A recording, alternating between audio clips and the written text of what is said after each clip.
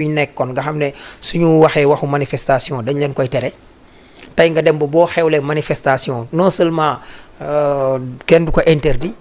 mais da ngay gis sax autorités yi ñëw toog ànd kook yow loolu dafay sedd xol te moo tax population sénégalaise dañu war a continuer def derrière suñu ay njiit xam ne ñu doon wër mooy ñu mën a doxal li ñu war a dox ñu mat njiit man jàpp naa ne ñi ñu am mat nañu njiit moo tax yeneen ak leneen lu nit di xalaatit nañu xalaat nekk seen ginnaaw ba keroog ñuy gis wala ñi nga xam ne du mooyu nañ leen nañu nekk seen ginnaaw ba gis lu tey suñu xel kuy taxaw nga doog a taxaw mais ñi daal man jamono bi ñu mat a jàppale lañ sama gis-gis. lu am solo jàppandal gi ñu gis ne premier ministre Ousmane Sonko tey ji def ko ci rassemblement boo xam te ni ñu ngi ko jagleeloon ngir dooleel ñi di waa peuple Palestine fii ci réew bu Sénégal ci Ndakaaru plus précisément présence su le premier ministre Ousmane Sonko lan la lay inspiré Dieuwrine Ndiassé. waaw dañu koy encouragé rek di ko félicité bon je pense que amul benn njariñ quoi ci par rapport ak réalité bi am fële. présence su Ousmane Sonko président waxu sunu gouvernement yi waxu ñun africains yi ñun. la xew ca Palestine. waaw ñun li ñuy def fii. daf amu ci du fa am benn impact. parce que monde bi moo am nu muy doxee ji bi monde bi on est en guerre culturelle. te il y a une coalition judéo-chrétienne contre l'islam partout dans le monde. donc et puis ay Nations Unies ay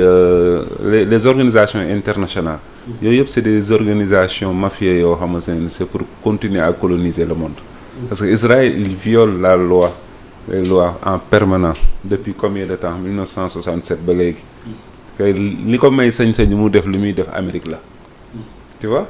donc tey jii dañuy wax naan Amérique 52 états la mais man dama jàpp ne Amérique 53 états la Israël mooy 53e état. tu vois les Européens ñoom tu vois ñoom. mooy loolu parce que les Européens moom tu vois ci domination américaine yi la ñuy dund parce que Amérique moo yor seen sécurité. donc les pays musulmans tey jii nga la ñu waroon wax bu fekkoon ne booloo nañu doon benn muy les pays arabes. peut-être que dinañ ci mën dara dina am parce que mais comme les pays arabes aussi seen musulman bi formellement rek la nekk. tu vois mais seen roi yeeg seen gouvernement ils ne sont pas des musulmans. tu vois ñoom ñëpp boo leen xoolee ñii ay góor jigéen la ñii ay franc-maçon lañ. tu vois te ñooñu état yooyu yëpp ngay gis Amérique moo leen créé moo yor seen sécurité. tu vois donc amuñu sax sañ-sañu yëkkati ci kàddu. tu vois boo xoolee tey jii ñi nga xamante ni ñoom ñoo ci nekk di ci jëm dara muy Iran te Iran dafa def révolution ba moom boppam. tu vois Hezbollah. gis nga ko moom it mouvement la chiite religieux armé tu vois ak waa Yémen tu vois mais Arabie Saoudite bi nga xamante ni tey jii moom moo waroon jiite la résistance moom moo waroon jiite le monde musulman moom moo waroon a jiite la Ligue arabe ndax statut bi mu am dans le monde musulman gis nga dem fa demee tu vois deful benn effort boo xamante ni moo war a mën a permettre ma xam muy wane ne am na solidarité entre musulmans. xaw ñun nag africain moom garaaw ñun africain moom parce que européens yeeg américains yi ñun tekkuwuñ dara ci ñoom donc sunu kàddu amul ci benn solo quoi. donc moom daal mooy loolu rek quoi xanaa waa Palestine moom di leen ñaanal yàlla rek yàlla suturaal leen teel a tegg nattu yi ci ñoom quoi mais je ne pense pas que yi ñuy def yi ak manifestation yi dina ci am benn effet. par rapport ak ñoom li ñu bëgg a def ko. merci beaucoup Dieuwrine Ndiassé foofu sax moo tax Abdoulaye Mbow. donc manifestation yi soutien au peuple palestinien mu ngi gën a bëri que ce soit fii ci réew mi wala ci biti réew mais lu ñu gën di dem problème bi di nekk problème bu gën a sérieux kañ la ñuy yegg ci cëppaandaw gi ak naka la ñu mën a def ak itam jàppandalu Sénégal lan la ci mën a apporter ci wàllu diplomatie. xam nga Sénégal depuis Senghor moom moo jiite ces Nations Unies comité bi yor wala boog buy défendre. et lépp lu jëm sur les droits inaliénables du peuple palestinien Sénégal moo ko mës a jiite te loolu ça fait depuis à peu près 75 ou quelque chose comme ça. donc pour wane ni Sénégal si wàllu boppam sax jamono yooyu moo joxoon passeport diplomatique kii nga xam ne mooy Yasser Arafat. donc pour dire que Sénégal yàgg na fësal taxawinam si jàppale dëkk bi nga xam moo di Palestine mais ce qui se passe depuis le 7 octobre mooy que ni. aujourd'hui ñu bëgg ñu bañ Benjamin Netanyahu c'est le Hitler du XXIe siècle. Israël c'est l'état le plus terroriste actuellement au monde. On ne peut pas entre le 7 octobre ak jamono ji tué près de 41 000 Palestiniens. 41 000 Palestiniens Israël li mu rey ci weer guerre yi am ci àddina bi yëpp ci 4 ans reyu ko waaw guerre yu am jamono ji ci ñeenti at yi mujj guerre yu am ci àddina bi yëpp laa wax de guerre yëpp boo ko jëlee ci lim lu Israël rey ci ay weer guerre yooyu yëpp ci 4 dernières années reyuñu ko pour dire qu'en réalité il y a une volonté véritablement d'éliminer systématiquement ay Palestiniens pour wàññi seen lim en fait l'objectif c'est de réduire le peuple arabe de la Palestine. L'objectif c'est de réduire en cendres les villes qui incarnent véritablement une Palestine occupée loolu kese la donc boo demee ba ay Espagne wax ma la sax ak yeneen dëkk jël ay mesures contre Israël ba mu créer ay incidences diplomatiques. Afrique du Sud dem mener le combat au niveau de la ni ñu koy waxatee cour internationale de justice ba ay décision daanu waat favorable véritablement à l'Afrique du Sud. Mais ñun nous dormions sur nos lauriers. Et plus grave ce sont les pays arabes qui aujourd'hui assistent à l'exécution d'enfants, de femmes, de vieillards. Parce que li ñuy Israël rey bu naan ay combattants la rey. C'est-à-dire on tue pour tuer un combattant bu naan il appartient au Hamas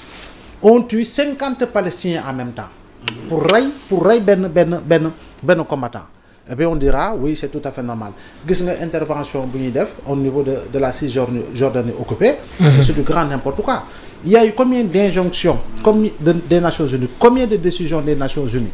combien de résolutions des Nations Unies Israël ne duma se respecter benn. Léegi les Européens vont nous pomper l'air en nous disant non Poutine il viole, Poutine il nangam, alors que en réalité ñoom ñu ngi jox ay armes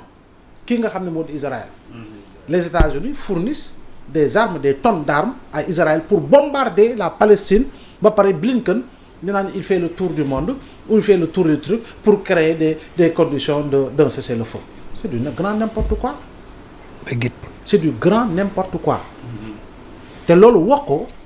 dégg nga maam am na ñu bari dañ koy ragal parce que ñu ngi la naan boo ko waxee dañ lay fiché dañ lay nangam c'est du encore une fois taxawaay bi Sénégal am. non ci kii bi ndax non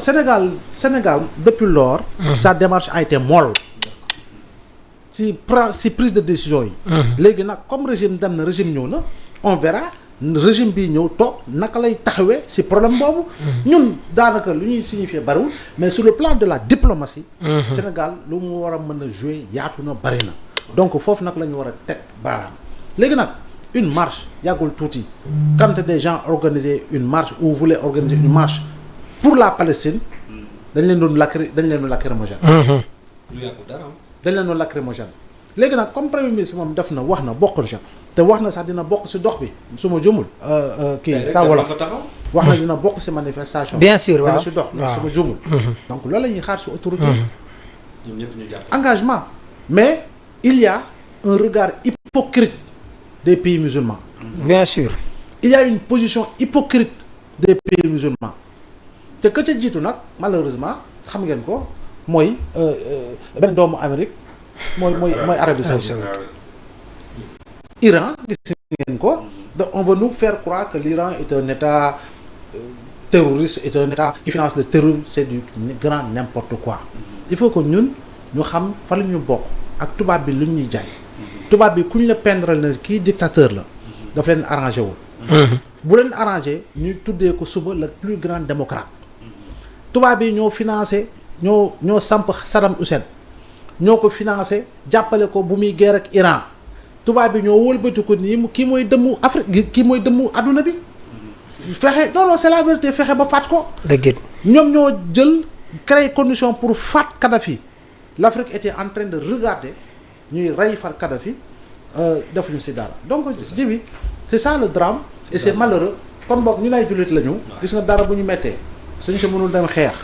dañ koy yuuxu bu ñu mënut yuuxu mu naqaralu ko suñu loolu la yonent bi wax sax de waaw waaye nag mu ñuy faat ay jullit waxuma la jullit ay doomu aadama ba pare ñëpp a toog di seetaan defuñu ci dara Ukraine Russie bu bombardé benn ville Ukraine télé tubaab yi mbambuñu wane ko partout sonal ñu naan la ay 1 mort 2 morts alors qu'au même moment on parle de 80 morts de 100 morts de kii nii ba ça n'émeut personne. c'est sax mooy que ni ñoom xoolewuñ palestiniens yi comme des êtres humains dañ leen xoole comme des barbares comme des animaux boo xoolee ni li ñuy jéem a fabriquer psychologiquement ak occidentaux yi dañuy jàpp ni ñii c'est des sous-humains c'est des terroristes c'est des barbares te bu ñu leen bàyyee ñu dund tu vois musiba yi ñuy def foofu lay ñëw Europe. moo tax ñoom ñoo war a def mission wu war a raxas leen sur terre quoi. même kii bi mi ngi soppeeku léegi parce que da ngay dem même biir Israël ay anisan ay nit yoo xam ne ay israéliens la mais dañuy condamner laali état Israël moo tax wax ji nii matut a xeeb de. parce que dafa am lu muy yeewaat conscience bu muy yee parce que doomu aadama ay doomu aadama rek lañ yow mi koy def sa survie nekk ci mais am na ku bokk ak yow ba pare bokk lu ngeen gëm ak yooyu te gëmu ko moo tax li Ousmane wax tey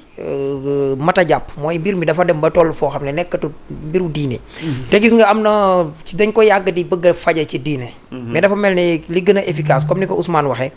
mooy ñu faj ko ci wàllu nité humanisme ñu faj ko ci parce que loolu moo yee lu mel ni Afrique du Sud gars yi di condamné wala ñeneen ak ñeneen condamné ba gars yi commencé di am gain de cause te États-Unis bii ngay wax nii ci biir ay américain ay série de manifestation dafay am ñuy joxar bi te loolu moyen bu efficace la boo xam ne nii tey àdduna bi mën nañ cee jël moo tax di ko diineel de trop dafay daal di yàq combat bi quoi jaajëf Sawolof jërëjëf ma leen di jaajëfal ma leen di fàttali rek su fekkee yéen a ngi soog a rejoindre yéen a ngi ci seen émission Géewal mooy rendez-vous bi ñu leen di jox ASER bu jot donc samedi tey jii nii ñu nekk ak ñi nga xam te ne ni ñoom ñooy suma gars yi en attendant sunu imam ñëw di imam Khalifa Babacar Ndiaye mais Sawolof mu ngi fi toog